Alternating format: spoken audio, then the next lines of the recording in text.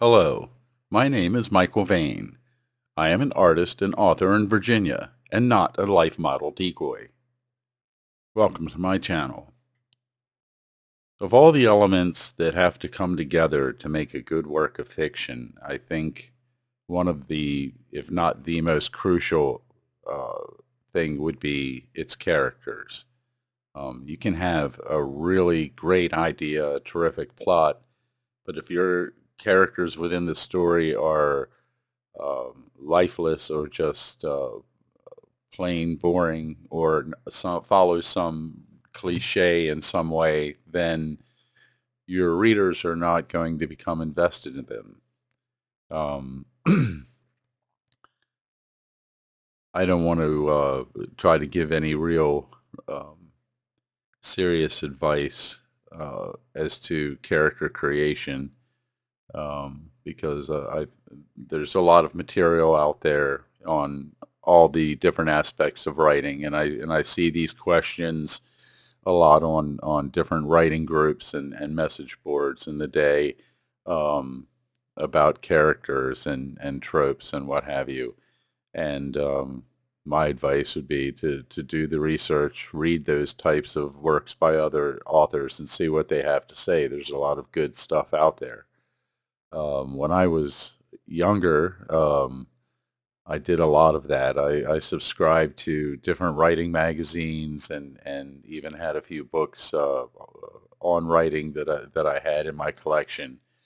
And one of them was on writing sellable science fiction and fantasy.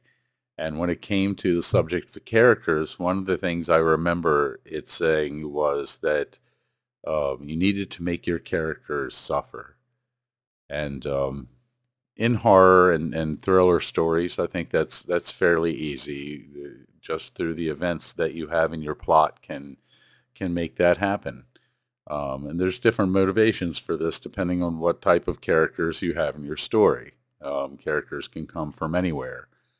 Um, Different authors have different ways of approaching that. And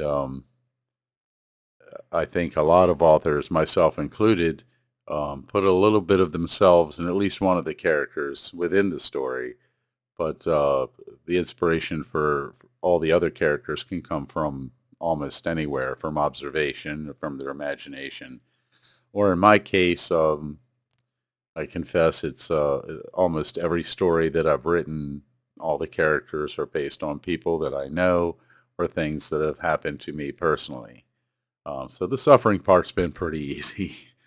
Um, but I think uh, that the authors that have been very successful in the genres that I write in, particularly like Dean Koontz, Stephen King, and so forth, in thrillers and even to a different degree, Tom Clancy and other authors, they make their characters believable because they are flawed.